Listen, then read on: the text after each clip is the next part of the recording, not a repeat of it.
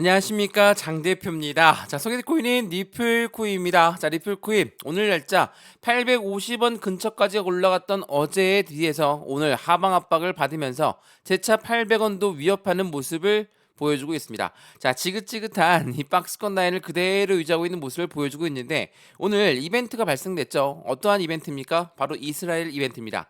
자, 이스라엘 헤즈볼라 충돌이 일어났습니다. 네, 중동 내 확전의 위기가 고조되고 있다. 그만큼 전쟁에 대한 이벤트가 시장을 크게 압박하고 있는 모습을 보여주고 있습니다. 근데 이런 지정학적 리스크는 우리가 한두 번 겪는 게 아닙니다. 여러 번 이 이스라엘 관련해서 계속적으로 이란과 전쟁한다, 미사일을 발사했다, 확전의 위기가 고조되고 있다, 이런 부분들이 전반적인 시장을 크게 압박했던 부분이었는데, 지금은 코인 시장만 문이 열려 있습니다. 그러니까 주식도 문을 닫아 있고 채권도 문을 닫아 있는데, 코인만 문이 열려 있었기 때문에 코인 시장은 즉각적으로 영향을 받을 수밖에 없죠. 그러니까 비트코인도 마찬가지고 메이저 코인 대부분이 모두가 다 하방 압박을 받는 모습을 보이고 있다라는 거. 지금 그 부분에 리플 또한 예외일 수는 없다라는 게 굉장히 큰 부분이겠죠. 어찌됐든 간에 현재 리플 코인은 800원 근처까지 떨어질 부분에서 다시 한번 상승력을 높여주고 있습니다. 자, 우리가 이 기술적 분석을 많이 하고 있는 이유는 뭡니까? 이전에 상승력을 보였을 때는 SEC권이랑 리플이 해소가 빠르게 될 것이다. 그 부분에 비공개 회의도 하고 하는 부분에서 엄청난 횡보 라인을 갖고 왔던 게 바로 800원 이상이었습니다. 다시 한번 미국의 경기 침체 우려, 재차 SEC랑 리플이 해소가 되었다. 그 부분 때문에 다시 한번 800원 위로 올렸죠. 자, 이 800원 라인이 중요한 이유는 여기에서 나와 있는 겁니다. 800원 위에서 계속적으로 왔다 갔다 움직임을 보여주는 건 지금 이 라인이 강력한 지지 라인을 형성하고 있는 부분이기 때문에, 이 지지 라인을 어떻게 지지받고 다시 한번 반등 구간을 가져가느냐, 그게 더욱더 중요한 시점인데, 이러한 지정학적 리스크, 해당되는 전쟁 이벤트, 이런 부분에 발생되다 보니까 시장 다시 한번 충격을 받으면서 다시 한번 단단한 지지 라인을 확인하고 있는 과정이다 라고 보시면 좋을 것 같습니다. 물론 다르게 얘기하면 지금 이 800원 라인대를 또 한 번 내려오다 보니까 지겨울 수밖에 없죠. 언제 올라갈까? 우리가 이야기했던 거, SEC랑 리플이 해소만 되면 리플은 코인은 날아갈 것이다, 이렇게 이야기했지만 해소가 되고 나서도 이 박스권 라인을 그대로 유지하고 있으니 당연히 지겨울 만도 합니다. 근데 이 SEC 건이 해소가 되었는데 항소를 한다 안 한다 이 말도 많거든요. 10월 달까지 결정할 수 있는 부분이지만 이 부분도 오늘 영상에서 한번 짚어드릴 거니까 영상 끝까지 보시면서 리플 코인 어떻게 움직임을 가져가야 될지 체크해 보시면 너무나 좋을 것 같고요. 지긋지긋한 800원대, 힘이 빠지는 800원대다, 이런 말씀들 많이 하시는데 당연히 충분히 이해가 되는 부분입니다. 왜? SEC한테 압박을 받았던 그 부분에서 어디까지 계속적인 하방 압박을 받았습니까? 2022년도부터 2023년도, 2024년도 현재까지도 이 1000원 라인을 돌파하지 못하고 있는 모습을 보여주고 있습니다. 자, 여기 1000원 라인에 해당되는 상승에 대해서 3개월 단위로 돌파 시도를 하다가 못했던 부분들, 지난 부분들은 보게 되면 SEC 건이 아직 해소가 안 된 건이니까 그럴 수 있습니다. 근데 지금 다시 1000원 라인을 돌파한다, 이거는 의미가 틀립니다. 리플과 SEC는 미국 법원에서 결정했던 대로 둘 다 승리했다 자축하고 있으니까 이제는 이 부분에 대해서 해소가 되고 앞으로 리플 코인의 모멘텀에 따라서 움직임이 될 부분이기 때문에 그 부분을 먼저 체크하실 수 있도록 확인을 해드릴 거니까, 이 1000원 라인을 돌파하는 시점이 어떠한 시점인지를, 그리고 이 돌파했을 때 확실한 매매 타점은 어떻게 잡아야 될지 하나씩 체크해 드릴 거니까 오늘 영상 무조건 끝까지 시청하시는 걸 추천드리고요. 영상 본격적으로 시작하기 전에 해당되는 구독과 좋아요, 알림 설정 아랫부분에 있거든요. 하나씩 눌러주시면 너무나 감사하고요. 매수와 매도의 관점은 어떻게 가져갈까?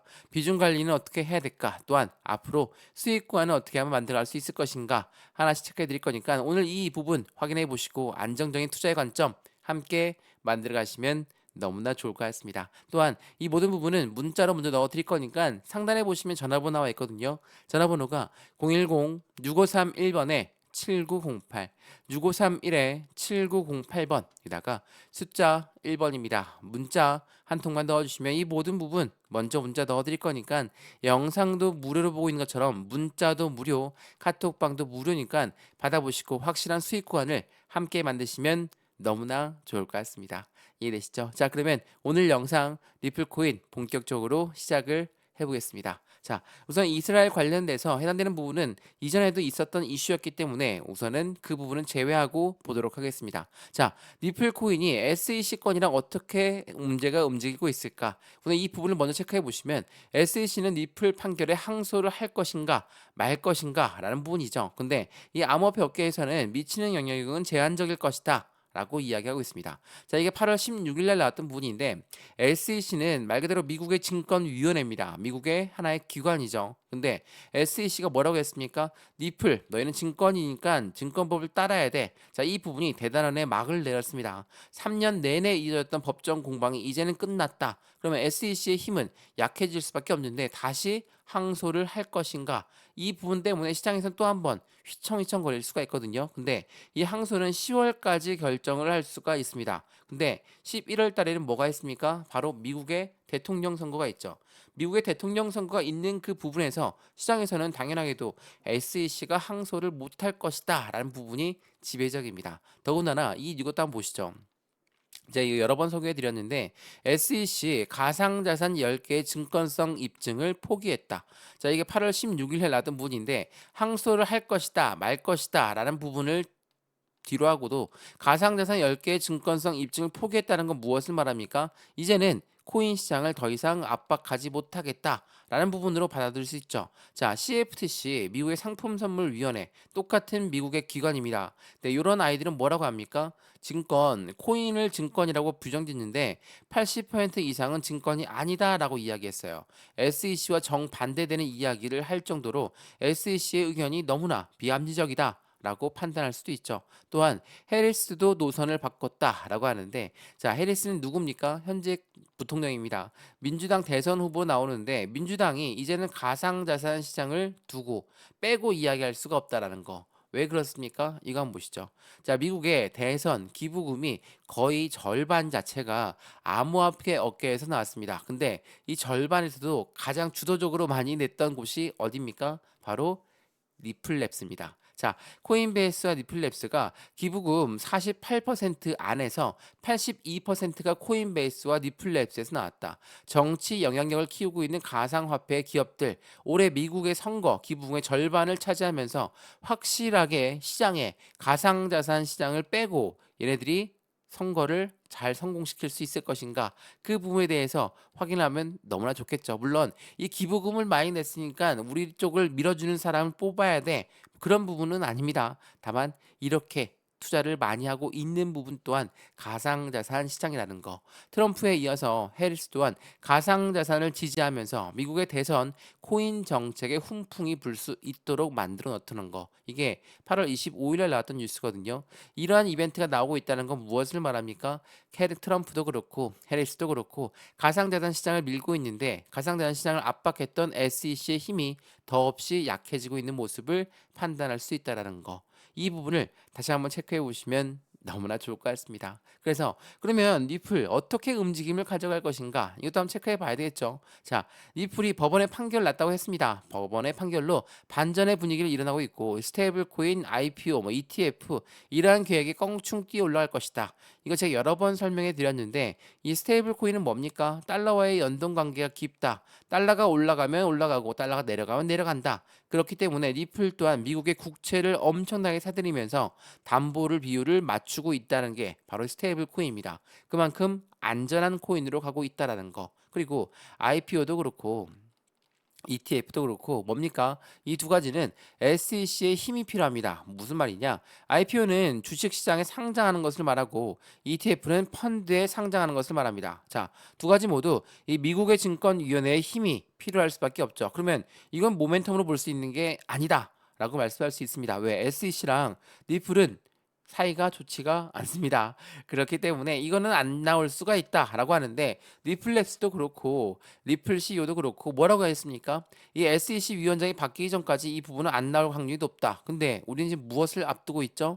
2024년도 대통령 선거를 앞두고 있습니다. 그래서 이러한 부분들이 많이 나오고 있죠. 게리 겐슬러 SEC 위원장은 사임할 것이다. 11월 미국 대통령 선거에서 어떤 후보가 당선되더라도 게리 겐슬러 미국 증권거래위원회 SEC 위원장은 25년도 초에 사임할 가능성이 높다. 게리 겐슬러 2025년 사임 소식 뭐 이런 부분들 계속 나오고 있다라는 거. 당연히 민주당도 그렇고 공화당도 그렇고 SEC는 이제는 뭐랄까요? 사면 초과라고 볼 수 있겠죠. SEC는 더 이상 힘을 발휘할 수가 없습니다. 그만큼 SEC 게리 겐슬러 위원장은 조 바이든 현직 대통령이 임명한 사람인데 조 바이든은 인지 능력이 떨어지는 그 부분에서 이제는 대통령 선거의 후보자가도 바뀐 부분이었기 때문에 그렇다는 건 무엇을 말합니까? SEC의 힘은 더없이 약해졌다. 그렇다는 건 이제부터 현재 리플을 SEC한테 압박받았던 리플 같은 경우는 날개를 달고 움직일 가능성이 매우 높다. 근데 오늘 날짜로도 휘청휘청거리는 모습을 보였다. 이 부분은 당연하게도 전쟁 해당되는 이슈가 시장을 압박했던 부분이었기 때문에 그리고 이 천원 라인을 돌파하는 시점이 더욱더 중요할 수밖에 없는 거는 지난번에 천원 라인에서 실패했던 이유는 SEC 건이었다고 한다면 이제는 SEC는 해소가 되었으니까 이 이후의 움직임은 확실한 순수 리플 코인이 갖고 있는 모멘텀에 따라 움직일 것이다. 물론 아직까지도 800원대 있으니 답답하고 힘이 빠질 수밖에 없지만 그에 대한 모멘텀은 변동된 게 없다라는 걸 다시 한번 체크해 보시면 좋을 것 같고요. 지금 이스라엘 전쟁 지정학적 리스크가 발생된 그 부분에서 휘청하게 만들고 있지만 이 부분은 큰 이슈는 아니라는 거. 물론 전쟁이 나오면 안 되겠지만 변동성은 이미 우리는 시장은 알고 있다라는 것을 체크해 보시면 너무나 좋을 것 같습니다. 이해되시죠? 자, 오늘 영상 리플 코인은 여기까지입니다. 영상 유익하였으면 구독과 좋아요, 알림 설정 아랫부분에 따봉 버튼을 눌러주시면 너무나 감사하고요. 전화번호도 말씀을 드릴게요. 전화번호가 010-6531번에 7908, 6531에 7908번 여기다가 숫자 1번입니다. 문자 한 통만 넣어주시면 매수와 매도의 관점은 어떻게 가져갈까? 비중 관리는 어떻게 해야 될까? 또한 수익 구간은 어떻게 만들어갈 수 있을 것인가? 하나씩 체크해 드릴 거니까 이 모든 부분 먼저 문자로 받아보시고 그런 다음에 문자가 마음에 들면 카톡방 그때 들어와도 상관없습니다. 안정적인 투자의 관점 함께 만들어서 확실한 수익을 같이 극대화로 했으면 좋겠습니다. 이해되시죠? 영상 여기까지입니다. 언제나 성공적인 투자 정말 진심으로 기원합니다. 감사합니다.